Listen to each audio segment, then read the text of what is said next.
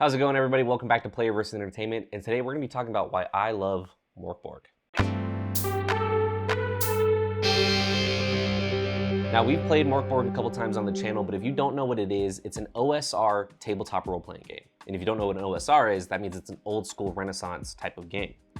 These are typically rules-lite games, meaning there's a lot less ruling that the players and the DM have to understand in order to successfully run campaigns, which I think is a huge plus, especially compared to something like Dungeons & Dragons, where it's gonna take you an entire session 0 to set up characters and understand what's going on in the story. MÖRK BORG takes like an hour. So the text and game design for MÖRK BORG was done by Pell Nilsson. I don't know if I'm pronouncing their names right. And the art was done by Johan Nohr, and it's some of the best art I've ever seen in a tabletop role-playing game ever. It's really awesome stuff, but I want to talk about the rules a little bit. The rules for MÖRK BORG are really simple. These games are super easy for people who have never played RPGs to learn. Every game has about 4 or 5 stats that your characters really have to worry about. For MÖRK BORG specifically, they are agility, presence, strength, and toughness. The way you get these stats is by rolling 3d6s and then adding them.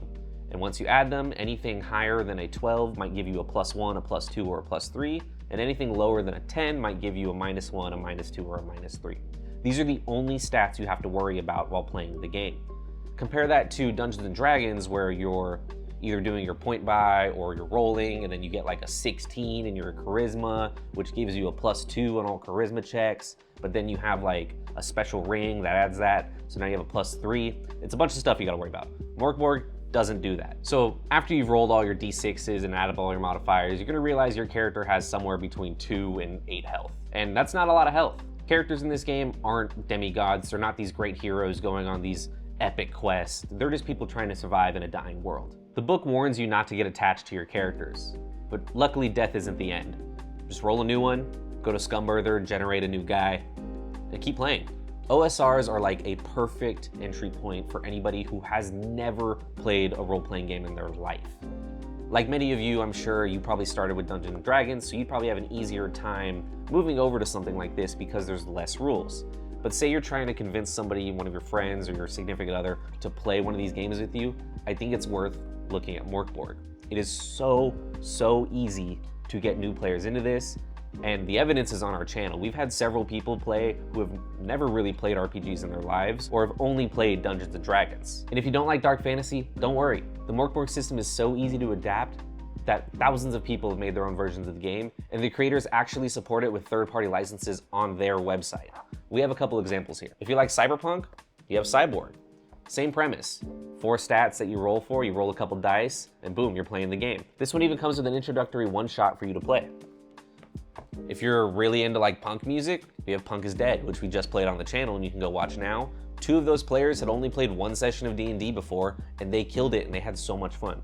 Maybe you're looking for some Old West shootouts and some cowboy duels, then you can play Frontier Scum, which we have also played on the channel. And this one's actually one of my favorites. If you're looking for a really cool Mad Max-esque wasteland adventure, then pick up Wasteland Degenerates. I actually wrote my first ever one-shot for this game, called Grifton Stink Must Die, which we have played on the channel and is available now at the link in the description. There's a couple I don't have here, like Pirate Borg or Farewell to Arms, which is like a really cool World War I trench warfare game, which I do kind of want to pick up in the future. But the point is, the system is really easy to adapt to almost any setting you can think of. I mean, I've seen like Ninja Borg, I've seen Orc Borg, I've seen Office Borg, I've seen like 14 different Wasteland Borgs.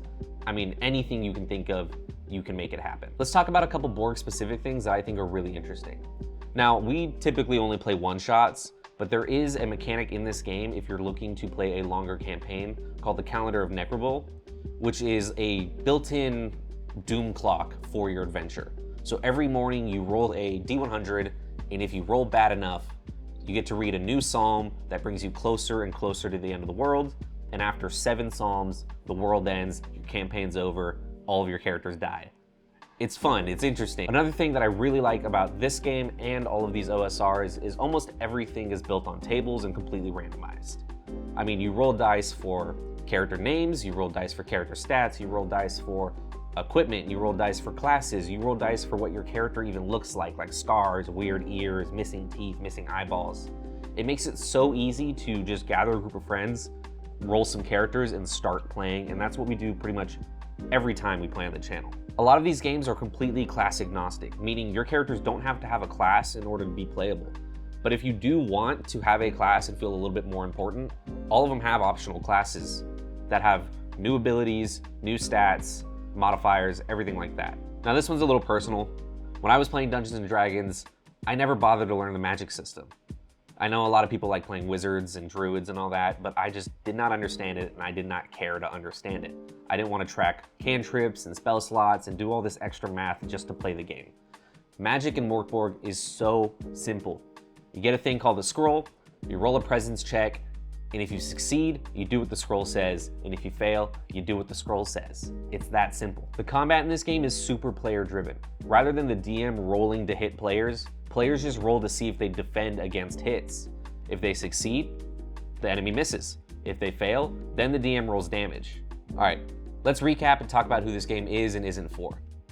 It isn't for people who crave power fantasies or want to min-max characters and become murder hobos and just become basically a god once they hit level 20. I mean, this game barely even has levels in it, to be honest. This game is for people who crave unique aesthetics and narrative-driven gameplay.